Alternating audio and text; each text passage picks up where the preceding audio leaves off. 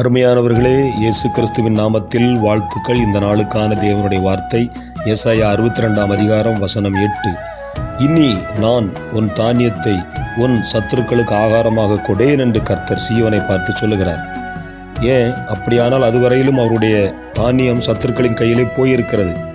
கர்த்தர் அதே போல தான் நம்மை பார்த்து சொல்லுகிறார். ஒருவேளை இதுவரையில் நம்ம பிரயாசப்பட்டு உழைச்சது, சம்பாதிச்சது, ஆசீர்வாதங்கள் சேர்த்தது எல்லாம் நம்ம கையிலிருந்து எப்படியோ இல்லாமல் போயிருக்கலாம்.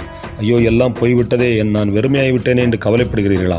ஒன்றை செய்யுங்கள். வசனம் 6 சொல்லுகிறது, கர்த்தரை பிரஸ்தாபம் பண்ணுகிறவர்களே, நீங்கள் அமெரிக்கா இருக்கலாகாது. ஆம், ஆண்டவரை குறித்து பிரஸ்தாபம் பண்ணுங்க, ஆண்டவரை உயர்த்துங்க, ஆண்டவருடைய நாமத்தை மகிமைப்படுத்துங்க. அப்பொழுது இனி ஆண்டவர் உங்கள் வாழ்க்கையிலே நீங்கள் பிரயாசப்பட்டு சேர்க்கிற எந்த ஆசீர்வாதத்தையும் சத்துருவின் கையில் விட்டு கொடுக்கவே மாட்டார்.